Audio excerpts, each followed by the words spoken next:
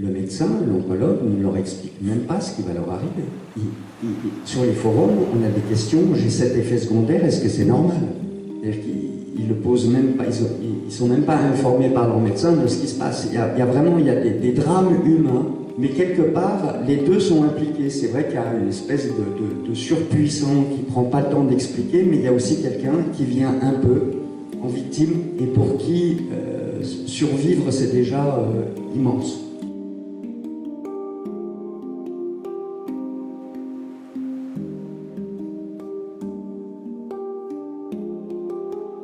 Quand on a un cancer diagnostiqué, et c'est le magnétiseur qui vous le dit, celui qui fait partie du monde irrationnel, il ne faut pas se poser de questions, il faut aller voir les médecins. Déjà voir qu'est-ce qu'ils en disent. C'est quand même les spécialistes de la maladie. Donc une fois que le diagnostic est posé, qu'ils développent une stratégie. Et ensuite, ce qui est important tout de suite, c'est de garder, alors même si c'est pas facile, et si j'en parle, c'est que je l'ai vécu, pas facile, mais il faut garder le contrôle. Si vous voulez pouvoir utiliser vos ressources de guérison, il faut garder le contrôle, il faut garder le pouvoir. Il est hors de question de donner le pouvoir aux médecins. Thérapeute, ça veut dire au service. Ça ne veut pas dire c'est moi le patron, c'est moi qui décide. Donc, premier réflexe, les médecins, la stratégie, garder le pouvoir, ne pas avoir peur d'aller prendre un deuxième avis d'un deuxième médecin pour voir si il appliquerait la même stratégie ou pas. Et si c'est pas le cas, poser des questions, quoi. En fait, c'est notre vie. Quand on a un cancer, les gars, ils travaillent sur notre vie. C'est ce que, en appliquant cette stratégie, d'après vous, j'ai combien de chances de m'en sortir? Il faut oser poser la question.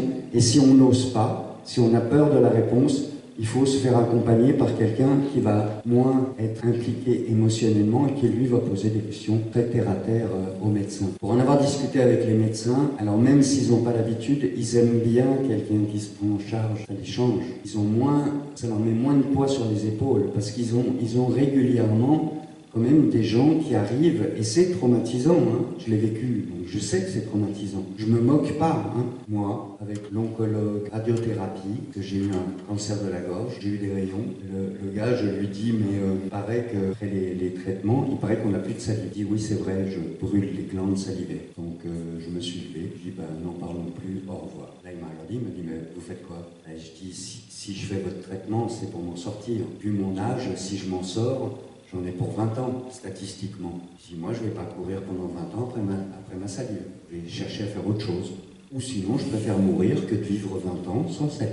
Et je devais être crédible, parce que du coup, il m'a proposé une solution intermédiaire.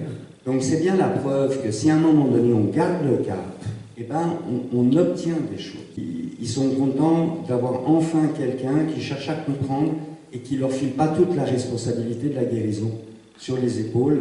Parce qu'ils ont 90% de leurs patients, c'est des gens qui sont en pleurs et qui disent « Sauvez-moi, sauvez-moi, sauvez-moi, docteur ». Mais à aucun moment, il y a cette espèce de truc de dire « Bon, et moi, je peux faire quoi ?» Parce que vous allez vous occuper de la cellule cancéreuse, de la tumeur, des métastases. Mais moi, qu'est-ce que je peux faire pendant ce temps pour travailler en équipe, pour vous filer un coup de main? Et ça, je peux vous dire que, à part les quelques peu prétentieux qui aiment le pouvoir, parce qu'il y en a, mais ça reste des hommes, il y en a des qui sont cœur ouvert, qui sont adorables, et puis il y en a qui adorent avoir le pouvoir. Si vous voulez potentialiser vos ressources, il faut que vos cellules sachent que vous êtes le patron et que vous allez mettre en place quelque chose pour guérir.